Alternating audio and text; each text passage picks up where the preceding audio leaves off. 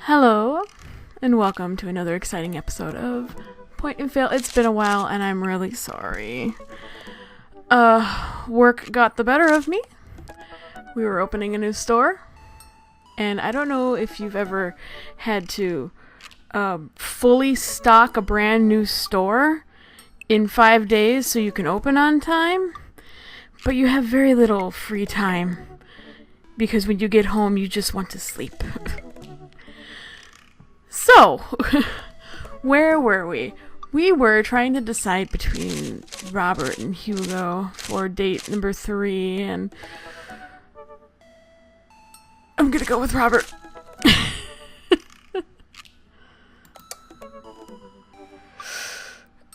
You know what they say about third dates? They get pretty serious. Are you sure this is your dream daddy? I'm sure.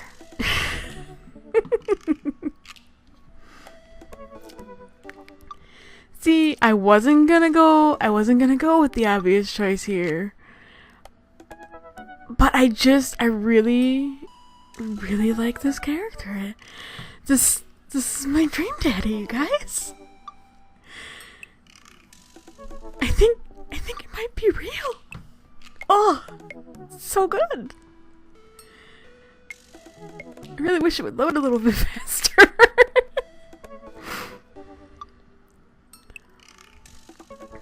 Do bum bum bum bum ba da da bum bum ba da dum bum bum. I haven't spoken to Robert since that night we drove out to his thinking spot. He seemed unusually somber then, like more so than usual amount of somber for Robert that Robert is, which is already a lot. I already can't read. Oh my gosh. I've been thinking about him and hope he's doing okay, but I've been a little reluctant to reach out to him. Alice. Hey Alice. Guess who's getting their drink on tonight? I take a look at my dad book messages. There's a flurry of them from Robert. Guess, it's you. It's me, but mostly you. Right now? I type back to Robert. I can't right now, rain check? Not now. Later. Seriously? Advance notice? Yeah. Okay, hang on. I know it's an one-person thing. That is not how you spell yeah. That is ye. Okay.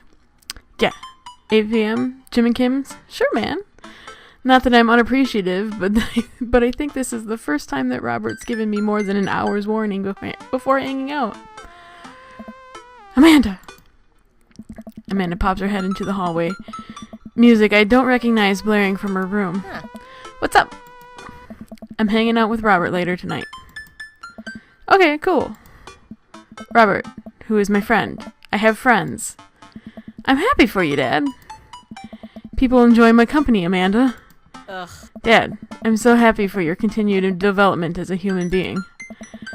What are you listening to? Sad shit. What would your grandma think? Well, I don't think she cares for the Smiths that much, but I figure if we started her off on Meat is Murder, she'd ease her way into it. Yeah, probably. No, honey, the language. Oh, she'd hate that. Just promise me you'll lighten up a bit for Grandma. Amanda goes back to her room and turns up the volume to her sad shit. Aww. I put on my going out coat and walk over to Jim and Kim's. I spot Robert leaning against the brick wall, smoking a cigarette. As I get closer, I realize that he looks a little different. Cleaner, I guess. It actually seems like he combed his hair, and his clothes are less wrinkled than usual. Hey. You take a shower just for me? I'm working on my relationship with existence. We both stand there for a second and don't say anything. Robert finishes his cigarette and abruptly goes inside. I follow him. By the time I get inside, he's already at the bar ordering 2 whiskeys. I spot a booth in the back and claim it for us. Robert slides in and hands me a glass. To toast? To you, to us, to toast. No? He didn't like that. To a toast, to toast. Love you, warm bread. I do love bread. We clink whiskeys and I watch him sip his, rather than his traditional approach of slamming the whiskey back as quickly as possible. So what's the plan for tonight? Hit some other bars, maybe grab some pizza. I think that'll kill some time before we go burn down that old abandoned house in the woods. Oh, it's definitely not as fun as if it's abandoned. Hey. Mary pops over from the back of the booth, a glass of wine in her hand. She punches Robert in the shoulder. Where was my phone call? Sorry, figured you were busy sinking your teeth into some poor sap. I am. He's right here. I look around to the booth to see a guy sitting across from her. He waves meekly. Oh, poor guy. You replaced me with the new kid? Mary, I could never replace you, whether I wanted to or not. Mary leaves her booth and slides in next to Robert. Get away from my dude, man. The guy she was sitting with looks mildly relieved. She eyes Robert's clean pressed clothes up and down suspiciously. What, you got a court date coming up? He'd never convinced the jury. He would have had to shave first. Ooh, I like that one. Seriously though, what's up with you? Robert stares down at his drink, suddenly looking serious. It's Pappy. Doctor says it's cirrhosis of the liver. I told that old bag of bones to quit it with the sauce, but it's all he's ever known, especially since Ma's gone. That's why I invited you out tonight. Just didn't want to be alone. Oh, come on. Ellis, don't be an asshole. You know the one thing Robert doesn't joke about is his Pappy. Oops. Really? Does my daddy have daddy issues? They're giving him 2 months. I gotta help him straighten out his affairs. Robert, I'm so sorry. Robert takes a long look at his whiskey, eyeing it in the dim glow of the bar's light. I look at his life, then I look at mine, and I know history is just doomed to repeat itself. Oh my god. I'm just kidding. He's retired with his new Jesus Christ, dude. With his new girlfriend in Acapulco. They watch the sunset every night, probably screw like donkeys. Wait, aren't rabbits the one who screw a lot? Oh, sorry, didn't realize you were an expert on which animals screw a lot. I've been played. Come on. Please stop saying the word screw. Robert finishes his drink and slides it away from him. He gets up out of the booth. Me and Alice are gonna hit the bricks. You coming with? Mary casts one last glance at the sad sap she's been hunting and downs the rest of her wine in one gulp. This place is dead anyway. Don't. Why? Why? Hey. We exit the bar and find the typically empty street filled with a small crowd of people. The front is a guy with a really deliberate attitude, and bad posture. He carries a lantern that shines at his face for dramatic effect. What's going on? Looks like it's one of those walking ghost tours. They do that in this part of town all the time. You guys have walking ghost tours? Awesome. I've always wanted to do one of those, so have I! You know all the stories are fake, right? Oh. Pretty much all of my stories are fake. This is research. Robert makes a beeline towards the back of the group. He turns around when he notices that I'm not following him. Come on! We can't just crash it, can we? Don't be such a square, Ellis. Just act like you belong. Robert sidles up to the tour group. I reluctantly fall into step behind him. Well, here goes nothing. Oh god, not this guy. Hey, it was in this place in 1694 the most infamous witch trials were held. To date, we do not know if the people burned at the stake were actually witches, but it is widely reported that their ghosts still haunt this hapless dive bar to this very day. It was actually 1692. All right. What? And the site was over by the coffee shop down the road. I'm sorry, who are you? Daniel McSturgis, ghost historian. That is a great name. And this is my colleague, Dr.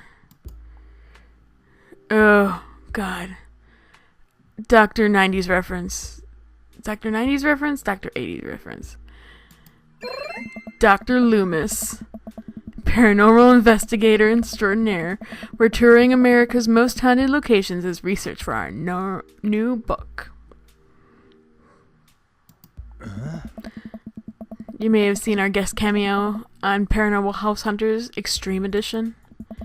A couple of people in the group start nodding. Man, Robert's good at this. I am so sad.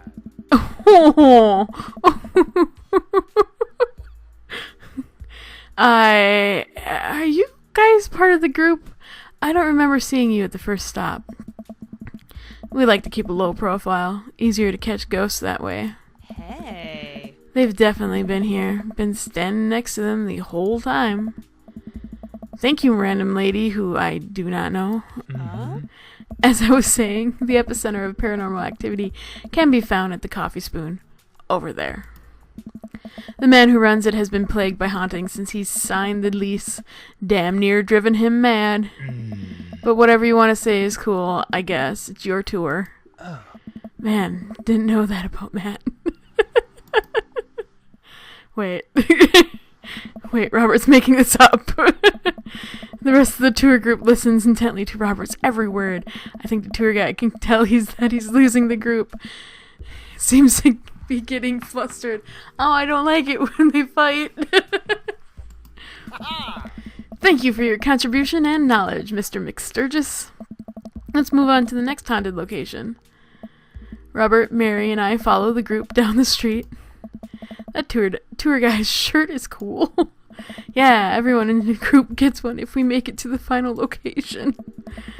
I turn to Robert and grab him by the shoulders. I need that t-shirt. Well, I guess we're in it for the long haul then. Just follow my lead, don't arouse too much suspicion, and we'll have cool ghost shirts in no time. Pardon me. The good stuff. Pardon me, guys. I need to move my microphone. Oh no, I think this is Damien's house. Our group arrives in an old, decrepit colonial-style house. A quick pause in the tour. My name is Quinn, but most people on the ghost tour call me Tour Master Quinn. I'm a DJ, trivia master, and part-time actor. Hey! I do private ghost hunting events, birthday parties, MC bar mitzvahs, and perform traditional vaudevillian mime work. Tour Master Quinn gives out headshots for all of us. His resume is on the back. Stage combat experience. Anyway, here's a little bit of history for you all. This was the home of noted American author Dorothy Pembridge, whose prose was widely popular in the late 19th century. It was in the attic of this very home where she wrote such classics as The Diaries of a Victorian Mistress, Lady Fitzwilliam's Courtship, and The Ghost of Sea Captain Reginald Barclay. She unfortunately died of consumption shortly after the turn of the century, but several people have reported that on some nights you can see a light from the attic where the ghost of Miss Pembridge continues work on her latest bestseller. Wait a minute. I guess you could say that she was consumed by her work. Oh my god, that is the worst joke. The worst. I love you guys. Sad Master Quinn. No reaction from the crowd. This guy needs to work on his dad jokes. Actually, consumption is the popular cover-up. Little known fact is that it was a murder-suicide. Hey! I'm pretty sure she died of consumption. Sure, and we definitely didn't hire Stanley Kubrick to elaborately fake the moon landing. That's the watered-down, censored version they teach you in school. But if you can't handle the real story, I understand. It's not for the faint of heart. Can we... I think everyone would much rather hear what this world-renowned ghost historian has to say. Right, everybody? Hey. The group murmurs in agreement. Oh. This is a topic we cover extensively in our book. Dr. Loomis, would you care to tell the story? Absolutely not. No. I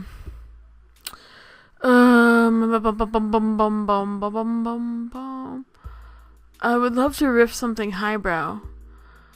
Or rely on my amazing improv comedy skills. But I don't know any of those, so let's go with something I know. In the 19th century, Dorothy Pembridge was credited for protecting New York City from potentially world-ending paranormal forces. Despite her success, her ragtag group of ghost hunters were disbanded by government officials. However, after learning that the ghost of Vigo the Carpathian, yes, it is Vigo, has taken an interest in her song, her and her ghost-busting friends launched a mission to defeat the ghost and once again save New York City. Hey. Hey, isn't that the plot to... Nope, it's not. It's not at all. The tour guide sees this as an opportunity to take back the group and addresses us with some razzle-dazzle. Haha, what an interesting story. Now I just want everyone to know that the next location is extremely terrifying. If anyone thinks they can't handle it, feel free to excuse yourselves. Oh my god. Alright, I'm bored. Mary turns to a young guy, looking at his phone and taps him on the shoulder. Hey, kid, fancy buying a gal a drink? The guy looks up at her and smiles. Oh, you're too late, kid. Only if the bar is haunted.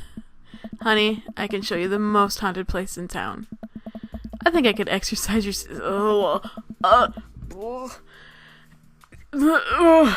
if that's what you're looking for. Whoa. The actually said, don't write checks your dick can't cash, kid. His eyes go wide. Mary salutes me and Robert. She suddenly pulls me into a hug and murmurs into my ear.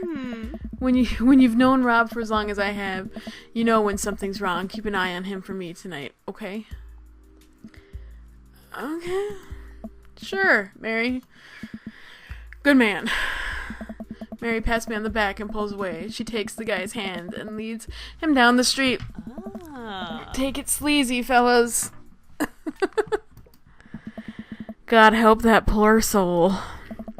Mary or the kid? Both. Los dos. Hey. Our last stop, this burial ground, is such a hotbed of horrifying paranormal activity that I'm not even sure where to begin. There's the wailing ghost of the Wharfmen, the vampire of Maple Bay, the children of the moonlight. What about the Dover ghost? By this point, the tour guide is clearly irritated with us. What about it? Oh, nothing. I just think it would be a crime to come all the way out to this cemetery, the actual origin of one of New England's most notorious paranormal activities, and not even mention the infamous Dover ghost. My chair is bothering me. That's not a real thing. That is absolutely not a real thing. I think someone needs to brush up on their paranormal history. I know tons about paranormal history. I know every ghost story in this area. I can guarantee you that there's one you don't know. Excuse me. Robert looks over at me and smiles. Would you folks care to hear about the tale of how Loomis and I met? Nice. No. The entire group shushes the tour guide. Sad Master Quinn. Okay, fine, tell the story. Well, it was a dark and stormy night. I was always a paranormal investigator. Hey. Way back when, I was just a... That's the good stuff. I kind of want to go with Bible salesman. traveling around the state, not only spreading the good word, but becoming closer to the man upstairs himself. I happened upon the quiet town of Maple Bay quite by accident, but little did I know that this city has a dark side. Now, about the same time, I was just starting out as an apprentice to a rather famous ghost hunter who was an old family friend of mine. I carried the equipment, operated the EVP machine, all that. Wait. Yes? Who was the famous ghost hunter? Oh. Well, I don't like to name drop, but Georgia Mathers. The tour group gasps. Georgia Mathers? She's a legend. You know her? Knew her. Amazing woman. Died mysteriously. Miss you, Georgie. Oh. Anyway, we were in Maple Bay investigating some reports of strange lights and sounds coming from the cemetery late at night.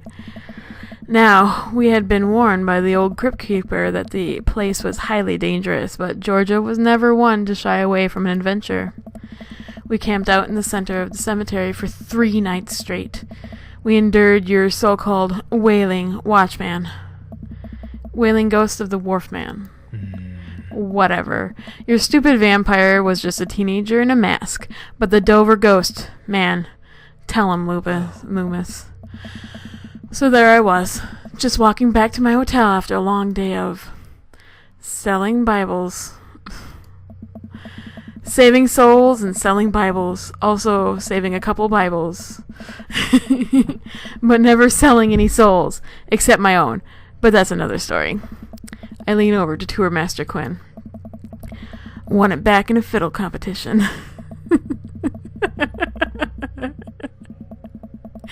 Don't make me sing a song. Okay, I found myself walking past this very cemetery. Now, I was never a very superstitious man, but something seemed off. I could hear some sort of commotion happening deep within the graveyard, and I felt compelled to investigate. And thank God you did. Georgia and I were conducting a seance in the mausoleum. At first, things were pretty normal, but after an hour, everything went south. Playing back the EVP meter, we were able to hear a single word. Run. Hey. The air suddenly went cold. Something was very, very wrong. I knew we weren't alone. We started to hear this faint, distant scraping noise, like something being dragged across the ground. It got louder and louder until it was deafening, some kind of demented howl. And then I felt it. Something grabbing my ankle. Robert has the whole crowd, hook, line, and sinker. You could hear a pin drop. I've only cried twice in my life. Once was at the birth of my daughter. The other was when that thing started dragging me.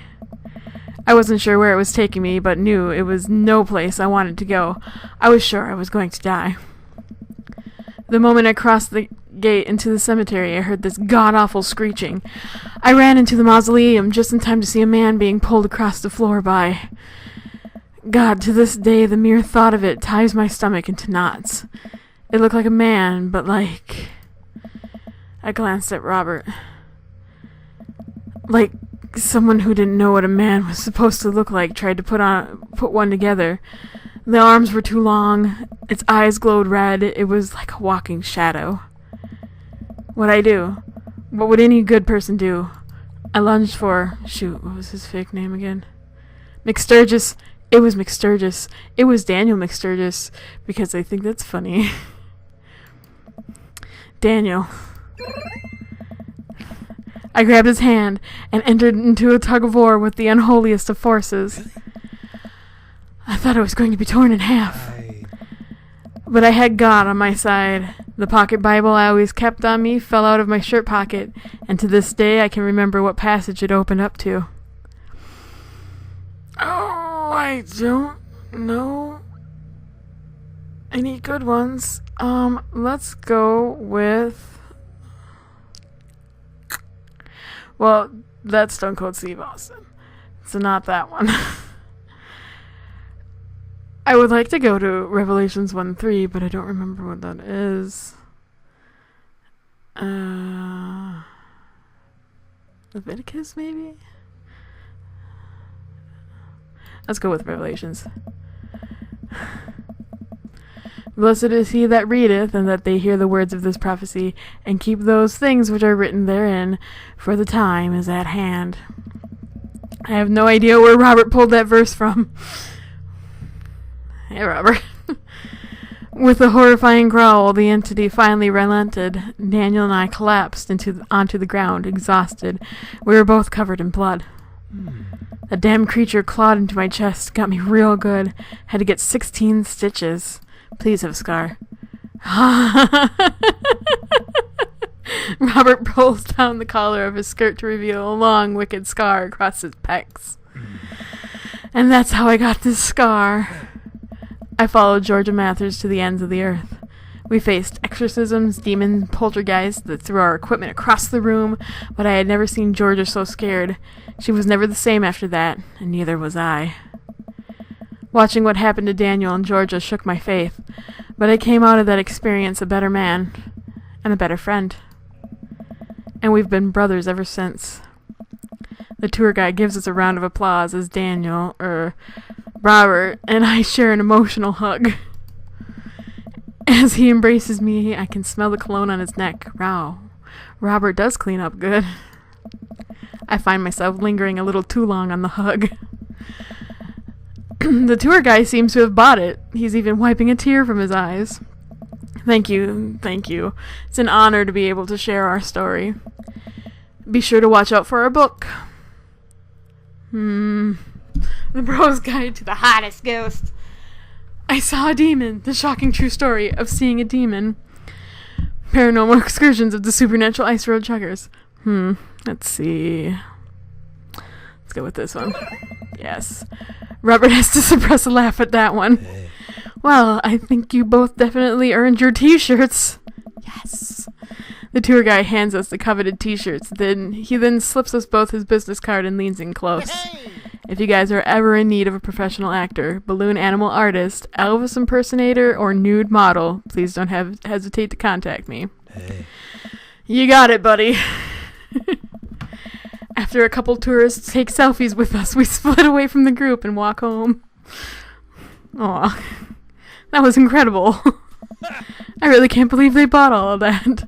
I didn't know you had it in you, Ellis. Excuse me, Dr. Loomis. That bit about the pocket Bible was aces, although giving the Dover ghost glowing red eyes was a little cliche. And the Kubrick conspiracy theory bit wasn't. All part of the character.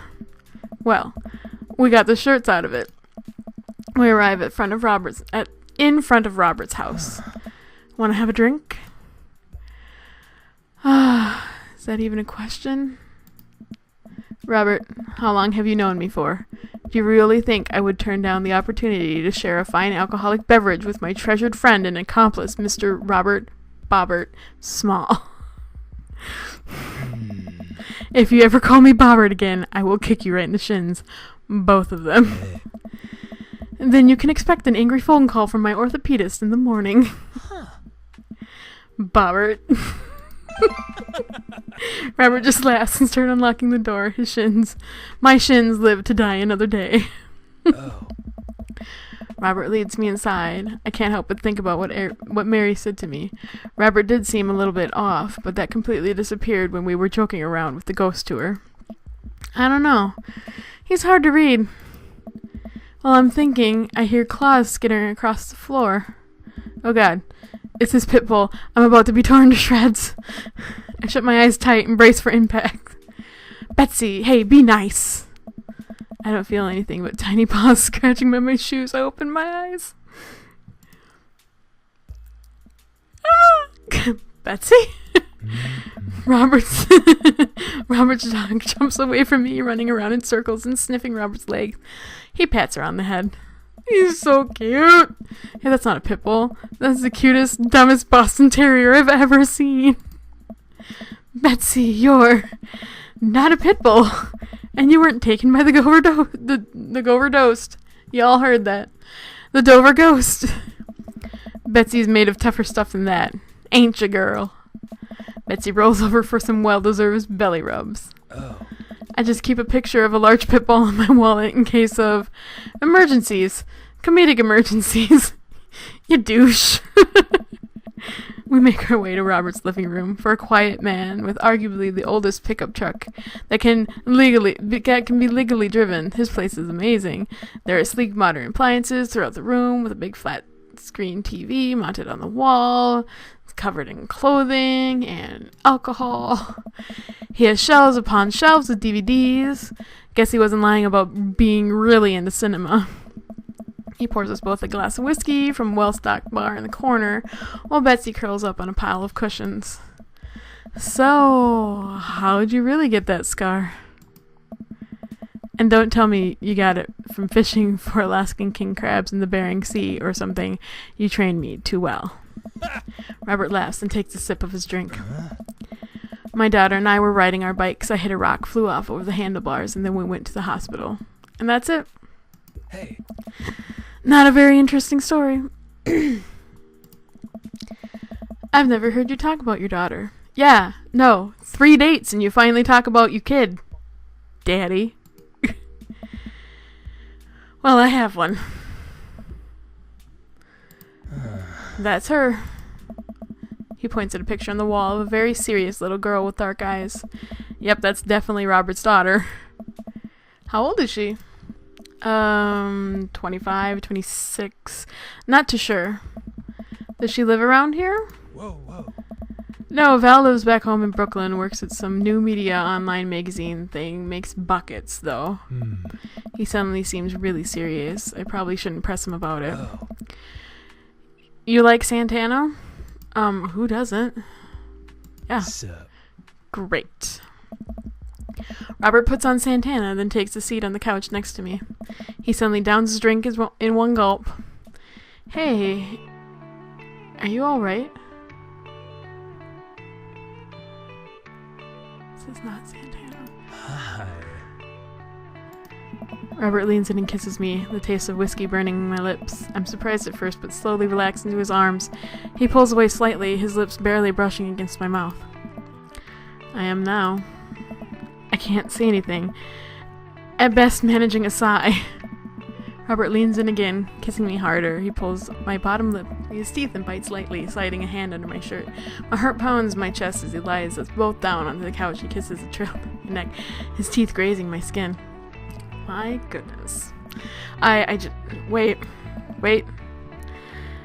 It's not that. Robert bites down. I have to stifle a moan. Stop! Robert stiffens up and pulls away. No biting? No, I'm more than okay with that. Something's up. Robert runs a hand through his hair and looks away. I'm fine. I've just been kind of stressed out, tired. Not a big deal. I'm gonna push it. Listen, I want this as badly as you do, but I know something's wrong. I need to make sure that you're okay. Robert stares at the ground. Oh. You don't know me that well, Ellis. I'm not a good person. He takes a deep breath. I spent my whole life only taking, and now here I am, an old broken man sitting on top of a pile of everything I've ever taken. Alone. But I want to know you. You don't have to keep hiding behind fake stories and acting like you don't have feelings. He sighs heavily. It's Val. She's visiting tomorrow. She wants to patch things up. Are you... I'm sorry, but... Is this a bit? No. When was the last time you saw her? 3, 4, I think, years ago, or when she was 3 or 4 months? Years. I sit up straight. Jesus, Robert, what happened between you two? I don't want to talk about it. Robert and I sit in silence, neither of us wanting to look at each other, both of us unsure what to do next. I don't know. Fine. Huh.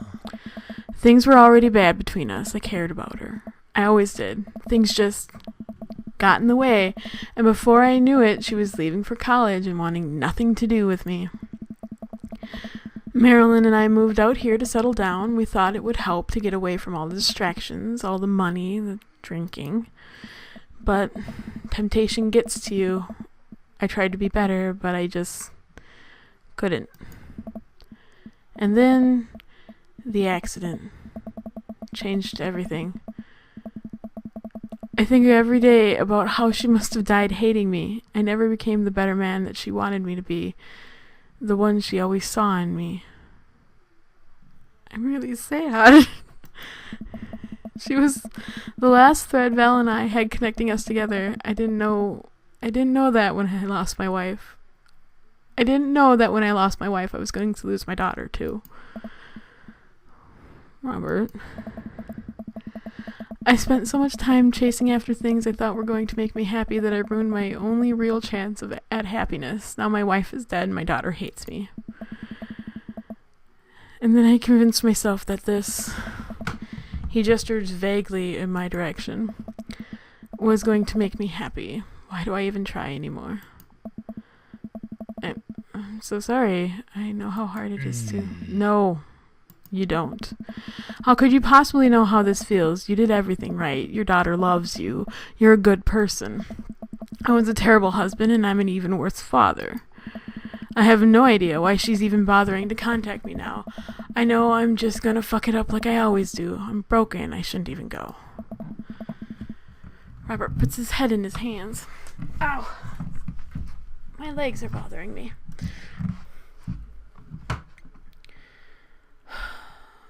Well, fuck. It may result in a bad ending, but he needs to hear. Nothing is going to change until you do. Robert pauses. He looks at me. There are a lot of things in life that I regret. I wish I could take back or do over. And it hurts so much to know that I can't. But what I can do, and what you have the privilege of doing tomorrow morning, is to wake up and try to be a better person than you were the day before. Things aren't going to fix themselves tomorrow or the next day, and patching things up with Val isn't going to solve all your problems either. But nothing is going to change if you don't, and you can't love anyone else until you stop hating yourself. And you're right. I don't know you that well, but you have the same capacity for good that we all have, and I know you can find it. Val is giving you a chance. Don't waste it. But, Robert, listen to me. It's gonna be okay. But, I lean over and embrace Robert, pulling him in as tightly as I can. He buries his head into my shoulder, hugging me back. It's gonna be okay. I placed a hand on the back of his head and stroked his hair. He shudders and sobs. I realize that he's crying. Thank you. We stay there for a while, holding each other. We both eventually drift off to sleep. I